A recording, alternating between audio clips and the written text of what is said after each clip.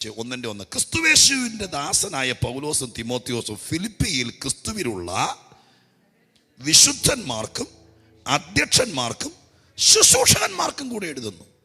അപ്പോൾ ആരൊക്കെയുണ്ട്? ഫിലിപ്പിയിൽ 3 കൂട്ടരെ പറയുന്നു. വിശുദ്ധന്മാർ എന്ന് പറഞ്ഞാൽ ദൈവമക്കളാണ്. കർത്താവിൻ്റെ ചോരയാൽ വീണ്ടെടുക്കപ്പെട്ട് യേശുക്രിസ്തു നീതീകരിച്ച് കഴിയുമ്പോൾ നീതീകരിക്കപ്പെടുന്നവർക്ക് ദൈവം കൊടുക്കുന്ന സ്ഥാനപ്പേരാണ് വിശുദ്ധന്മാർ. അല്ലാതെ വിശുദ്ധി മാത്രം ചെയ്തുകൊണ്ടിരുന്നതിൻ്റെ പേര് നമുക്ക് കിട്ടിയ പേരല്ല. സ്തോത്രം, മനസ്സിലായോ? അതൊരു സ്ഥാനപ്പേരാണ്. ആ ഒരു മാർഗത്തിലേക്ക് വന്നപ്പോൾ അങ്ങനെ ഒരു സ്ഥാനപ്പേര് കിട്ടി. സ്തോത്രം. രാജഭരണം ഉണ്ടായിരുന്ന കാലത്ത് പലർക്കും അങ്ങനെ സ്ഥാനപ്പേര് കിട്ടിയിട്ടുണ്ട്. സ്തോത്രം. ചില ആൾക്കാരുടെ പേരിൻ്റെ കൂടെ വൈദ്യൻ എന്ന് കേട്ടിട്ടുണ്ടോ? ക്രൈസ്തവ ലോകത്ത് ശക്തരായൊരു പ്രഭാഷകനുണ്ടെന്ന് ജീവിച്ചിരിക്കുന്നു, കോശി വൈദ്യൻ. വൈദ്യൻ എന്ന പേരും കെട്ടോട് കുപ്പിയും കൊണ്ട് കഷായത്തിന് എന്നാൽ പുള്ളി ഓടിക്കും. കാരണം കഷായം തരുന്ന വൈദ്യനല്ല പുള്ളി, കുഴമ്പ് തരുന്ന ആളല്ല. നമ്മുടെ വിചാരം വൈദ്യനെന്ന് കേട്ട ഉടനെ തന്നെ കുഴമ്പും കഷായം തരുന്ന ആളാണ്. അതല്ല. പിന്നെ എന്താണെന്നറിയാമോ? രാജഭരണം ഉണ്ടായിരുന്ന കാലത്ത് ഒരു കുടുംബത്തിന് രാജാവ് സ്ഥാനപ്പേര് കൊടുത്തു, വൈദ്യ കുടുംബം. അപ്പോൾ ആ കുടുംബത്തിൽ ജനിച്ചു വളർന്ന എല്ലാവരുടെയും പേരിൻ്റെ കൂടെ വൈദ്യനെന്ന് ചേർക്കാം. കുഴമ്പ് കൂട്ടാൻ അറിഞ്ഞിട്ടല്ല, അത് രാജാവ് കൊടുത്തൊരു സ്ഥാനപ്പേരാ. പണിക്കർ ഫാമിലി കേട്ടിട്ടുണ്ടോ? ഒരു സ്ഥാനപ്പേരാ. ആ പേരിൻ്റെ കൂടെ എല്ലാം എന്ത് ചേർക്കാം? പണിക്കർ. അങ്ങനെ ചില പേരുകൾ, പിള്ള. സ്തോത്രം. എന്നത് രാജഭരണം ഉണ്ടായിരുന്ന കാലത്ത് നമ്മുടെ നാട്ടിൽ തെളിഞ്ഞ സംഭവമാണ്. ഇതുപോലെ യേശുക്രിസ്തുവിനെ വിശ്വസിച്ച് കർത്താവിനെ രക്ഷകനായി സ്വീകരിച്ചപ്പോൾ ആരും എതിർക്കാനില്ല. മഹാരാജാവായ ദൈവം അവന്റെ പുത്രന്റെ ചോരയാൽ നീതീകരിക്കപ്പെട്ടപ്പോൾ അവർക്ക് കൊടുത്ത സ്ഥാനപ്പേരാണ് വിശുദ്ധന്മാർ. വിശുദ്ധന്മാർ. Praise the Lord. ഹല്ലേലൂയ. ഇത് അർത്ഥം ഈ ബൈബിൾ അറിയാൻ വയ്യാത്ത ചില പുള്ളികൾ കയറി ഇതിനകത്ത് ഉള്ളവന്മാർ തന്നെ ചോദിക്കും, ഇയാൾ അങ്ങ് വിശുദ്ധി മാത്രമാണ് ചെയ്യുന്നുള്ളൂ. പിന്നെ ഇങ്ങനെ പറയാൻ അത് വിശുദ്ധി മാത്രം ചെയ്യുന്നു. കൊരിന്ത്യ സഭക്കാരെ വിശുദ്ധന്മാരെന്ന് വിളിച്ചു, പക്ഷെ അതിനകത്തും കുരുത്തക്കേട് കാണിച്ചവരില്ലേ? സ്തോത്രം. പൊതുവിൽ ദൈവമായ കർത്താവ് കൊടുക്കുന്ന ഒരു സ്ഥാനപ്പേരാണ് വിശുദ്ധന്മാർ. സ്തോത്രം. പിന്നെ അങ്ങനെ പേര് കൊടുത്തിട്ട് ഒരാഹ്വാനം കൂടി തന്നു, നിങ്ങൾ വിശുദ്ധിയെ തികച്ചോളണം എന്ന് വെച്ചാൽ എൻ്റെ അർത്ഥം എന്താ? സ്തോത്രം. ഈ പേര് നിനക്ക് ദൈവം ഔദാര്യമായിട്ട് തന്നിരിക്കുക, ആ പേരിന് തക്കവണ്ണം ജീവിച്ചോളണം. സ്തോത്രം. നീ ആരാന്ന് നിനക്കൊരു പേര് തന്നിരിക്കുക, അതിന് തക്കവണ്ണം നീ നിന്നെ തന്നെ ഒരുക്കി കാണണം, അത് കളയാതെ നോക്കണം. ഹല്ലേലൂയ. ആ പേരിന് യോഗ്യരാക്കാൻ കൃപയാൽ ഇടയാക്കിയത് ഓർത്ത് ദൈവത്തിന് നന്ദിയോടെ മനസ്സ് തുറന്ന് സ്തോത്രം ചെയ്താരേ. ഹല്ലേലൂയ. അപ്പോ സ്തോത്രം. ഇവിടെ പറഞ്ഞിരിക്കുന്ന ഫിലിപ്പിയിലെ വിശുദ്ധന്മാർക്കും അധ്യക്ഷന്മാർക്കും ശുശ്രൂഷകന്മാർക്കും. അപ്പോൾ കുറച്ചുകൂടെ അവിടെ ലെവല് കൂടി. ശുശ്രൂഷകന്മാരുടെ ഇടയിൽ തന്നെ കുറച്ചുകൂടെ ഹയറായിട്ട് അധ്യക്ഷന്മാരുണ്ടായി.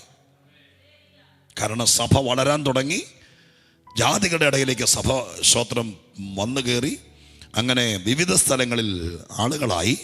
സ്തോത്രം. അങ്ങനെ ആയ സമയത്ത് അധ്യക്ഷന്മാർ, എൻ്റെ മേളിൽ സ്തോത്രം ദൈവമായ കർത്താവ് ആക്കി വെച്ച അധ്യക്ഷന്മാർ. യാക്കോബ്, ലേഖനം എഴുതിയ യാക്കോബ് യെരൂശലേമിൽ സഭയുടെ ഒരു അധ്യക്ഷനായിരുന്നു.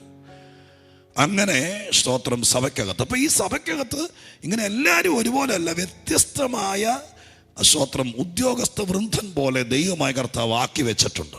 ഇനി നമുക്ക് കൊരിന്ത്യയിലേക്ക് പോകാം. 5 കൂട്ടരെ കാണാം.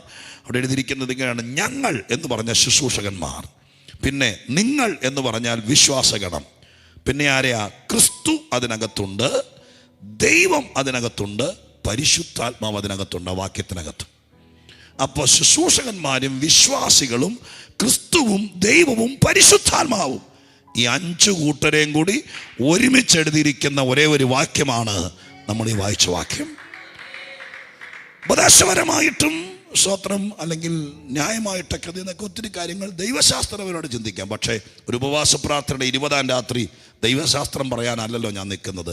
അതിനകത്തുനിന്ന് ദൈവസന്നിധി ചില ദൂതുകൾ പറയാനാണ് നിൽക്കുന്നത്. അതുകൊണ്ട് അതിനകത്തുനിന്ന് അഴിച്ചു പറക്കി ചില വാക്കുകൾ പുറത്തേക്കെടുത്ത് അതിലൂടെ ദൈവത്തിൻ്റെ പരിശുദ്ധാത്മാവ് ഇന്ന് ഈ യോഗത്തിൽ പ്രാർത്ഥിച്ചിരിക്കുന്നവർക്കും വന്നവർക്കും വേണ്ടി ദൈവമായ കർത്താവ് ചിലത് തരട്ടെ എന്ന് പ്രാർത്ഥിക്കാം. നമുക്ക് ഇവിടെ നോക്കൂ സ്തോത്രം. ആദ്യത്തെ ഒരു പ്രയോഗം ഞാൻ പറയാം. ഇവിടെ പൗലോസ് പറയുന്നു, ഞങ്ങളെയും നിങ്ങളെയും കൂടി ക്രിസ്തുവിൽ ഉറപ്പിക്കുന്നത്. അങ്ങനെ ഒരു ഇടപാട് ദൈവം ചെയ്യും. എങ്ങനെ? ഉറപ്പിക്കുക. ആത്മീകത്തിൽ അങ്ങനെ ഒരു വ്യവസ്ഥയുണ്ട്, ഉറയ്ക്കുക. ഞാൻ ഈ പുസ്തകം പഠിച്ചോണ്ട് മനസ്സിലാക്കിയ കാര്യം പറയാം. ഈ വാക്യത്തിൻ്റെ എഴുത്തു ഭാഷയാണ് എഴുതിയിരിക്കുന്നത്. അതിനെ നമ്മൾ സംസാര ഭാഷയിലേക്ക് കൊണ്ടുവരുമ്പോൾ ഇത്രയുള്ളതിനകത്ത് ഞങ്ങളെ നിങ്ങളെയും കൂടി ക്രിസ്തുവിൽ ഉറപ്പിച്ചാൽ, ഉറപ്പിച്ച് കഴിയുമ്പോഴാണ് ദൈവം ചില കാര്യങ്ങൾ ചെയ്യുന്നത്. സ്തോത്ര ഹല്ലേലൂയ. ഉറക്കുക എന്ന് പറയുന്ന സംഭവം. ചില ആളുകൾ 10 കൊല്ലം നടന്നാലും ഉറക്കുകയല്ല. ഉറക്കുക എന്ന് പറഞ്ഞൊരു സഭയിൽ പോയി മെമ്പർഷിപ്പ് എടുക്കുക എന്നുള്ളതല്ല. പിന്നെ എന്താണ്? യേശു എന്നെ രക്ഷിക്കും, കർത്താവ് എന്നെ കൈവിടിയല്ല, ഞാൻ നിത്യതയ്ക്ക് വേണ്ടി മാറ്റിവെച്ചവനാണ്, ദൈവത്തിന് എൻ്റെ മേൽ ഉത്തരവാദിത്വമുണ്ട്, ലോകത്തിന് ശക്തിക്ക് എന്നെ തൊടാൻ പറ്റില്ല എന്ന് നമ്മുടെ മനസ്സിനകത്ത് ഉറപ്പ് കിട്ടുന്നതാണ് ഈ ഉറക്കുക എന്ന് പറയുന്നത്. അങ്ങനെ ഉറക്കുന്നവൻ സംശയിക്കുകയല്ല. സംശയിക്കുന്നവൻ കാറ്റടിച്ചുളയുന്ന കടൽ തിരക്ക് സമനാണ്. ഒരിക്കലും അവനൊന്നും പ്രതീക്ഷിക്കേണ്ടെന്നാണ് ബൈബിൾ പഠിപ്പിക്കുന്നത്. അപ്പോൾ ഉറച്ചവരുണ്ടെങ്കിൽ ഓർത്തോളണം, ഒരുപാട് സാധ്യതയുണ്ട്. ഞാൻ ഈ ഉറക്കുക എന്ന് പറയുന്നത് തന്നെ ബൈബിളൊരു വലിയ തീമാണ്. സ്തോത്രം. ഉറയ്ക്കണം. ഉറച്ചവൻ്റെ ലക്ഷണങ്ങളുണ്ട്, ഉറച്ചാൽ കിട്ടുന്ന നന്മകളുണ്ട്. ഈ ആത്മശക്തി ഇവിടെ പറഞ്ഞിരിക്കുന്നത് എന്താണെന്നറിയാമോ? നിങ്ങളെ ഞങ്ങളെയും കൂടി ക്രിസ്തുവിൽ ഉറപ്പിച്ചു. അങ്ങനെ ഉറപ്പിച്ചവർക്ക് കിട്ടുന്നതാണ് അഭിഷേകം. സ്തോത്ര ഹല്ലേലൂയ. ഞാൻ വിശദീകരിക്കാൻ, ശരിക്കും തെളിയിക്കാൻ ആഗ്രഹിക്കുക. പ്രാർത്ഥിച്ചുകൊണ്ടിരുന്നു. നിങ്ങൾ ഉറയ്ക്കുമ്പോൾ എന്ത് കിട്ടും? ഉറച്ചവരെ ദൈവം അഭിഷേകം ചെയ്യും.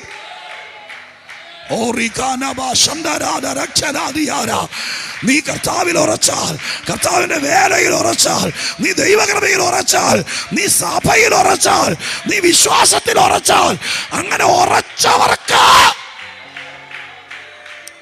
ദൈവം പരിശുദ്ധാത്മാവിന്റെ അടുത്ത തലങ്ങൾ തരും. ഞാൻ വേറെ 1-2 വാക്യങ്ങൾ കൂടി സംശയ നിവാരണം വരുത്താൻ വേണ്ടി നിങ്ങളെ ഒന്ന് പറഞ്ഞു കേൾപ്പിക്കാം. വേറെ 1-2 വാക്യം കൂടി പറഞ്ഞു കേൾപ്പിക്കാം. സ്തോത്രം. 1 പത്രോസ് 5:10 വായിച്ചേ. 1 പത്രോസ് 5:10 പെട്ടെന്ന് വാക്യം വായിച്ചു തരുവാണെങ്കിൽ എനിക്ക് എളുപ്പമുണ്ടാവും. സ്തോത്രം. 1 പത്രോസ് 5:10 വായിച്ചേ. 1 പത്രോസ് 5:10 എന്താ എഴുതിയിരിക്കുന്നത്? 5:10.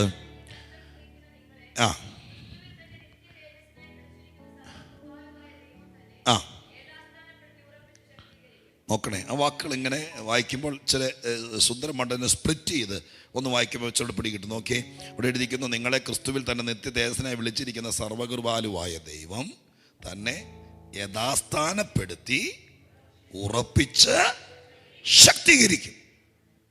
അപ്പൊ ശക്തീകരിക്കുന്ന എപ്പോഴാണെന്നറിയാമോ? ഉറപ്പിച്ച് കഴിയുമ്പോഴാണ്. സ്തോത്രം. അല്ല ചുമ്മാ നമ്മളങ്ങനെ ശക്തി, ദൈവം ശക്തീകരിച്ചെങ്കിലേ ശക്തി ഉണ്ടാകുള്ളൂ.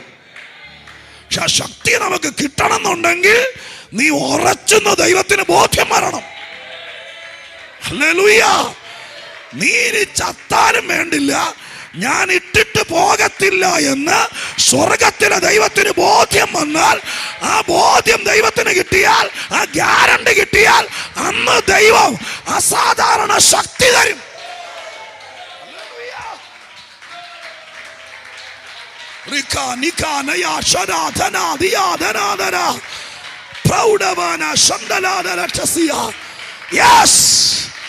നീ അത് തെളിയിക്കണം. ഞാൻ ഉറച്ചു, ഞാൻ ഇനി ഇളകത്തില്ല. ദൈവത്തിൽ നിന്ന് മാറത്തില്ല. ഇനി ആര് പറഞ്ഞാലും ഇളകത്തില്ല. ഇനി ഇവിടെ കിടന്ന് മരിക്കേണ്ടി വന്നാലും ദൈവകൃപ വിട്ടു പോകില്ല.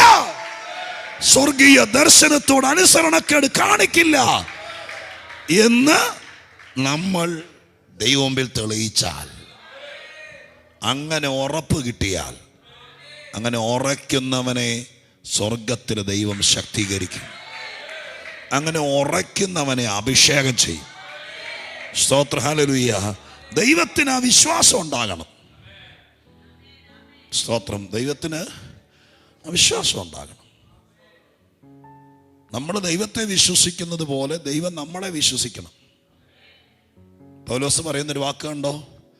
എന്നെ വിശ്വസ്തനെന്നെണ്ണി ഈ ശുശ്രൂഷ ഫലമേൽപ്പിച്ചു. എൻ്റെ അർത്ഥം എന്താ? ചുമ്മാ ഞാനിങ്ങ് വന്ന വഴി എടുത്ത് തന്നതല്ല, ഞാൻ എൻ്റെ വിശ്വസ്തത തെളിയിച്ചു. അന്നേരാണ് എനിക്ക് ശുശ്രൂഷ കിട്ടിയത്. സ്തോത്രം, ഹല്ലേലൂയ. മനസ്സിലായോ? ഞങ്ങളോട് പറയാം, ദൈവം പണമൊക്കെ ഫ്രീ ആയിട്ട് തരും. കാശിന് ബുദ്ധിമുട്ടുണ്ടോ? ഞങ്ങൾക്ക് കാശ് പ്രസംഗിക്കാൻ നിൽക്കാൻ. ഒരുത്തം വന്നിവിടെ വന്ന് ഈ യോഗത്തിൻ്റെ ഇടയിൽ 21 ദിവസം യോഗത്തിൻ്റെ ഇടയിൽ വന്നിട്ട് കറിയാ കൊച്ചിന് ഫീസ് കൊടുക്കാനില്ല, നമ്മളും കൂടി ചേർന്ന് പ്രാർത്ഥിച്ചു. അവൻ എൻ്റെ അനുഭവം പറയാം. അവൻ മുമ്പ് വന്ന് സ്നാനപ്പെട്ടില്ലെങ്കിലും, അവൻ ഈ സഭയെ തുടർന്ന് പോയില്ലെങ്കിലും, ഒരുത്തൻ്റെ പരുവക്കേടിനകത്ത് ജീവിക്കാൻ നിവൃത്തിയില്ലെന്നും പറഞ്ഞ് നമ്മളെല്ലാവരും കൂടി പ്രാർത്ഥിച്ചാൽ മിക്കവാറും അവൻ്റെ കടം മാറും. എവിടെ നിന്നെങ്കിലും കർത്താവ് കാശ് കൊടുക്കും. ചിലപ്പോൾ അവൻ്റെ ജപ്തി തള്ളിപ്പോവും, ചിലപ്പോൾ കൊച്ച് ജയിക്കും, ചിലപ്പോൾ സ്വതന്ത്രം വിദേശത്ത് വമ്പീസ്. ഇതിനൊന്നും സ്നാനപ്പെടണമെന്നില്ല, ഇതിനൊന്നും സ്വതന്ത്രം പ്രത്യേകിച്ച് ഇവിടെ വന്ന് നിൽക്കണം. പക്ഷേ പരിശുദ്ധാത്മാഭിഷേകം കിട്ടണോ, ശക്തി കിട്ടണോ, ശുശ്രൂഷ കിട്ടണോ, അതിനുറച്ചെന്ന് തെളിയിക്കണം.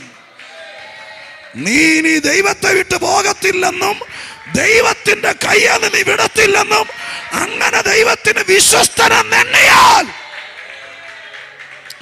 പൗലോസിന്റെ വാക്ക് കേക്ക്, ഞാൻ പൗലോസ് ആയതുകൊണ്ടോ ഞാൻ സഭയെ ഉപദ്രവിച്ചത് കൊണ്ടല്ല എനിക്ക് ശുശ്രൂഷ കിട്ടിയത്. പിന്നെ എങ്ങനെ കിട്ടിയത്? എന്റെ ദൈവം എന്നെ വിശ്വസ്തനെന്നി. ഹല്ലേലൂയ.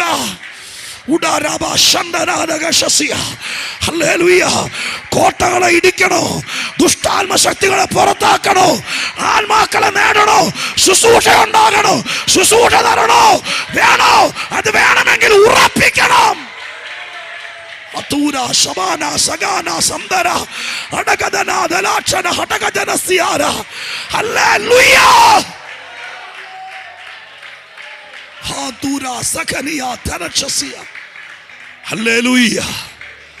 സ്തോത്രം ചെയ്യുന്നു. നീ സ്തോത്രം ചെയ്യുമ്പോഴും തീ പിടിക്കണമെങ്കിൽ ശുശ്രൂഷ ഉണ്ടാവണം. വല്ലവരും പിടിപ്പിച്ച തീക്കകത്ത് ചായ തിളപ്പിക്കാൻ ഇപ്പൊ ആർക്കാ പാടില്ലാത്ത? ഇപ്പൊ ഇൻഡക്ഷൻ കുക്കറും ഗ്യാസും ഉള്ളപ്പോ ഒന്നും ആന്റിമാർക്ക് പ്രശ്നമില്ല. പണ്ടത്തെ അമ്മച്ചിമാര് തീ പോലും കടം മേടിക്കുന്നൊരു കാലം ഉണ്ടായിരുന്നു, എൻ്റെ ഓർമ്മയിലുണ്ട്. തീ പോലും എന്നെ ഒന്നിലധികം പ്രാവശ്യം എൻ്റെ അമ്മ അടുത്ത വീട്ടിൽ പോയി തീ കടം മേടിക്കാൻ വിട്ടിട്ടുണ്ട്. തീപ്പെട്ടിയില്ലാത്ത. ഇപ്പോഴേക്ക് എപ്പോഴല്ലേ വന്നത്? പക്ഷെ അന്ന് തീ ചകരിക്കകത്ത് ഞങ്ങളുടെ വീടിൻ്റെ അപ്പുറത്തെ വീട്ടിൽ പോയി രാവിലെ മഴയുള്ള സമയത്ത്, അടുപ്പ് നനഞ്ഞു കിടക്കുന്ന സമയത്ത് ചകരിക്കകത്ത് അപ്പുറം വീട്ടിൽ നിന്ന് അവർ തലേ ദിവസം വൈകുന്നേരം കത്തിച്ച തീക്കനൽ അടുപ്പിനകത്ത് ചാരത്തിനകത്ത് മൂടിയിട്ടിരിക്കുക. അങ്ങനെയായിരുന്നു. നല്ല ഇന്ന് ഇതൊക്കെ ഉണ്ടായത്. സ്തോത്രം, ഹല്ലേലൂയ. അപ്പൊ അങ്ങനെ അവിടെ നിന്ന് തീ ചകരിക്കകത്തേക്ക് വാരിയിടുമ്പോൾ ചകരിക്ക് തീ പിടിക്കും. ഈ മടല്, തേങ്ങ പൊതിച്ചതിന്റെ മടല്, അതുകൊണ്ട് വന്നിട്ട് ഊതി ഊതി കത്തിക്കും. അയ്യോ, ഈ മഴയുള്ള കാലത്ത് അമ്മമാർക്കറിയാം. നിങ്ങളുടെ അമ്മമാരോട് ചോദിക്കണോ, രാവിലെ പിള്ളേരെ സ്കൂളിൽ വിടാൻ വേണ്ടി അടുപ്പത്ത് തീ ഊതി കത്തിക്കുന്ന അമ്മയുടെ മോഹം പൊള്ളി കണ്ണ് നീറി പുക പിടിച്ച് അങ്ങനെ രാവിലത്തെ ചായ ഉണ്ടാക്കി കഴിയുമ്പോഴേക്ക് അടുപ്പ് ചൂടായി. ഹല്ലേലൂയ. ഉടരബാല ശന്തലാരകശസി. ഹല്ലേലൂയ. സ്തോത്രം ചെയ്യുന്നു. അങ്ങനെ അടുപ്പ് കത്തുപിടിച്ചാൽ പിന്നെ മരുമോക്ക് വന്ന് കൂട്ടാനുണ്ടാക്കുവോ, മോക്ക് വന്ന് മുട്ട ഉണ്ടാക്കുവോ ഒക്കെ ചെയ്യാം. കാരണം അമ്മ കത്തിച്ചല്ലോ. മനസ്സിലായോ? ഹല്ലേലൂയ.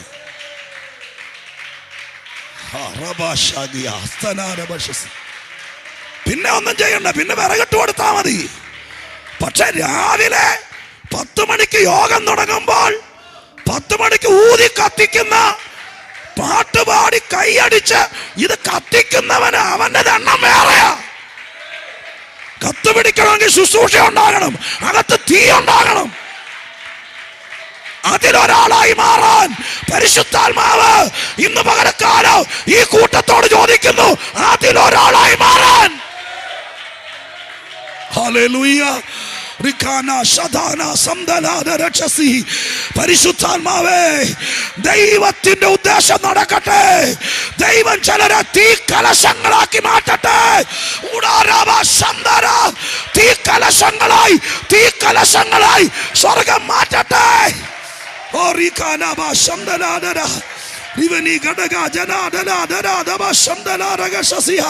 ചേർന്ന് ചേർന്ന് ചേർന്ന് ചേർന്ന് ദൈവത്തിന് സ്തോത്രം ചെയ്തോ. ഹല്ലേലൂയ.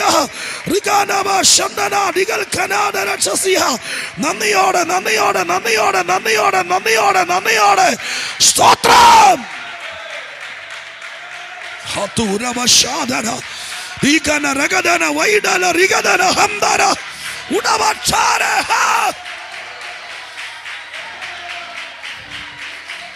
ചൂടക്ഷമനം ധികനം ധകനം ധനയം.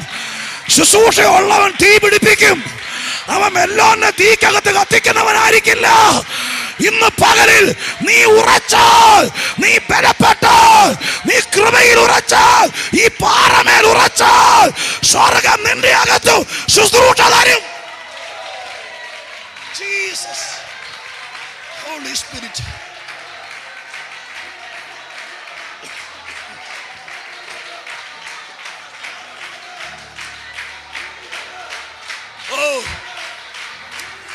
കത്തട്ടെ, ചേർന്ന് ആരാധിക്ക്. ഒറ്റ തിരിഞ്ഞിരിക്കരുത്, ഇതിനകത്ത് ഒറ്റ തിരിഞ്ഞിരിക്കരുത്. ചേർന്ന് സ്തോത്രം ചെയ്യ. നിന്നെ ദൈവം ഒരു തീ കലശമാക്കി മാറ്റട്ടെ. ജയം ജയം ജയം ജയം ജയം ജയം.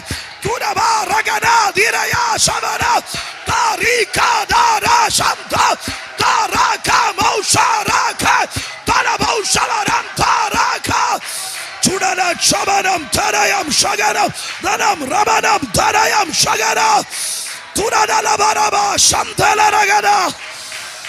എവിടെ ചെന്നാലും, നീ എവിടെ ചെന്നാലും, നീ എവിടെ ചെന്നാലും അവിടെ തീ പിടിക്കണോ, അവിടെ കത്ത് പിടിക്കണോ. ശുശ്രൂഷ ഉള്ളവൻ ചെന്നാൽ അവിടെ സ്വർഗത്തിലെ തീ വ്യാപരിക്കോ, ദൈവപ്രവൃത്തി നടക്കോ.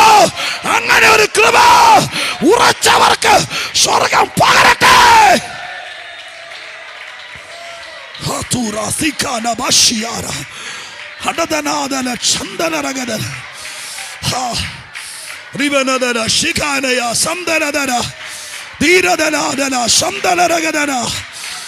ഉറച്ചവനെ തീക്കനലാക്കി മാറ്റും ദൈവം.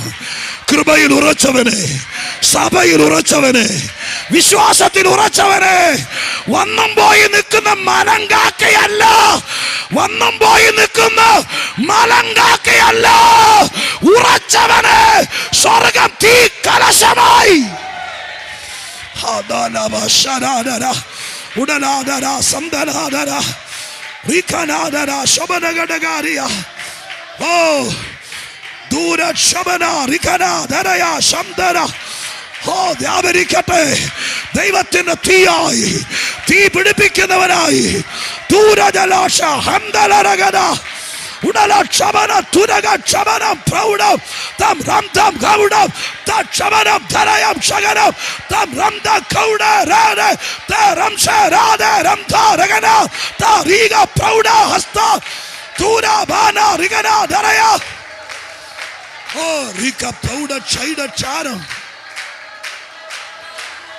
ദൂരച്ചാല റീഗച്ചാന റീഗത്താര തീബാബാല ബൗഡാബാല ഹന്ദാദാര ദിഗനനാര ബൗഡാബാല ഹടഗദാര ശന്ദരാര ബൗഡാബാല ദീകദാര ഹന്ദര കൂഡബാല റൗഡര ദീകദാര ഹന്ദര ദരാര റൗഡര ഹന്ദരാര ബൗഡര ഉന്നത ഉന്നത യേശുവേ രക്ഷക.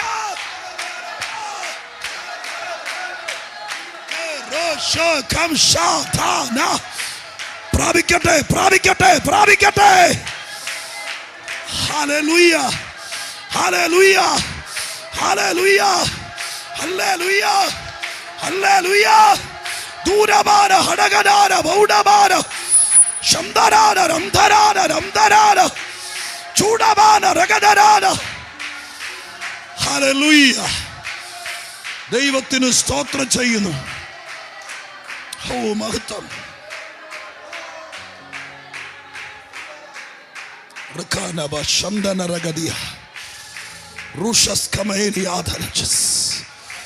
പരിശുദ്ധാത്മാവിന് ഹല്ലേലൂയ. പ്രിയരെ, ഞാൻ വീണ്ടും പറയാം, വേണമെങ്കിൽ ഒരുപാട് സഭയിൽ കയറി ഇറങ്ങി നടക്കാം, എങ്ങും ഉറയ്ക്കാതെ. പക്ഷേ ഞാൻ ഈ പറഞ്ഞ പോലെ കാലിലെ നീര് മാറുമായിരിക്കും, നടുവേദന മാറുമായിരിക്കും. ചിലപ്പോൾ നിങ്ങളുടെ കൊച്ചിന് IELTS പാസ്സാകാൻ പറ്റുമായിരിക്കും. പക്ഷെ നീ ചെല്ലുന്നിടത്ത് തീ പിടിക്കണമെങ്കിൽ നിനക്കൊരു ശുശ്രൂഷ ഉണ്ടാകണം. അത് ഉറച്ചവർക്കെ കിട്ടുള്ളൂ തിരുവെഴുത്ത് പഠിപ്പിക്കുന്നു.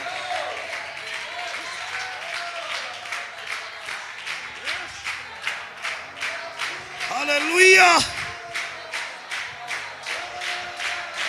ജീസസ്.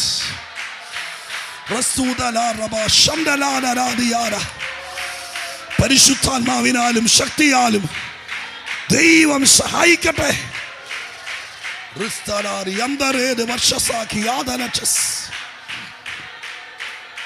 ഹല്ലേലൂയ. ഞാനൊരു വാക്യം എടുത്ത് വെച്ചിരിക്കുക. അത് പറഞ്ഞുകൊണ്ടിരിക്കുമ്പോൾ ദൈവത്തിൻ്റെ ആത്മാവ് എന്നെ പറഞ്ഞത് സെക്കറിയ പ്രവചനം 12:6 അതിനോട് അറ്റാച്ച് ചെയ്ത് പറയുക. 12:6 സെക്കറിയ പ്രവചനം 12:6. ഞാൻ യഹൂദ മേധാവികളെ, സെക്കറിയാവ് 12:6 ബൈബിളിലേക്ക് നോക്കി. ഞാൻ യഹൂദ മേധാവികളെ വിറകിൻ്റെ ഇടയിൽ തീച്ചട്ടി പോലെയും കറ്റയുടെ ഇടയിൽ ആക്കും. അതിനകത്തൊരു വാക്ക് കണ്ടോ? തീച്ചട്ടി. തീച്ചട്ടി എന്ന് പറയുന്നത് ഞാൻ ചിലരെ മുമ്പ് പറഞ്ഞ പോലെയാ. സമാഗമന കൂടാരത്തിനകത്ത് യാഗപീഠത്തോട് ചേർന്ന് 5 ഉപകരണങ്ങളുണ്ട്. സമാഗമന കൂടാരത്തിനകത്ത് യാഗപീഠത്തോട് ചേർന്ന് 5 ഉപകരണങ്ങൾ. സ്തോത്രം. യാഗപീഠം യേശുക്രിസ്തുവിന് നിഴലാണ്. സ്തോത്രം.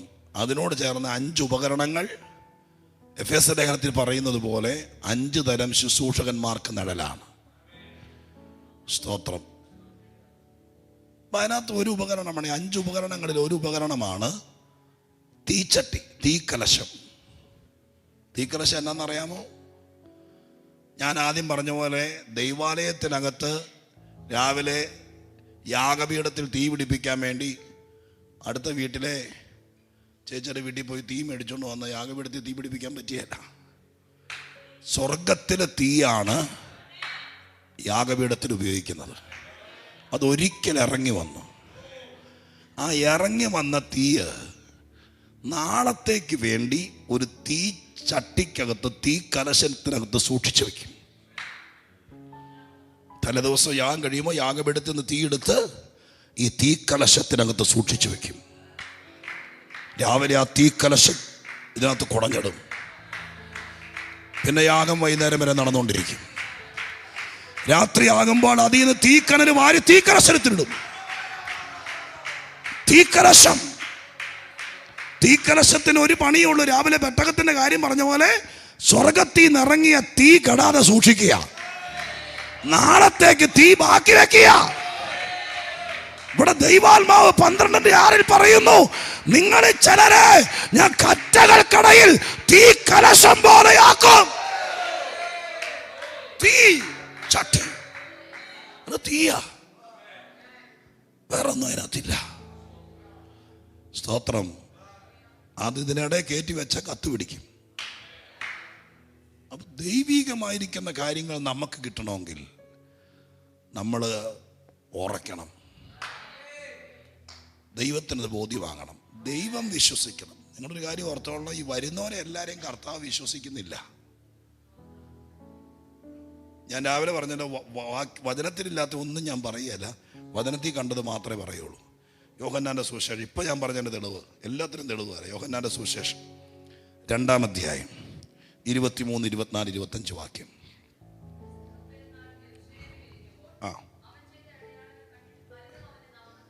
ശ്രദ്ധിച്ചു വായിച്ചോട്ടോ. പെരുന്നാളിൽ യെരൂശലേമിൽ ഇരിക്കുമ്പോൾ യേശുക്രിസ്തു ചെയ്ത അടയാളങ്ങൾ കണ്ടിട്ട് യഹൂദന്മാർ പലരും അവന്റെ നാമത്തിൽ വിശ്വസിച്ചു.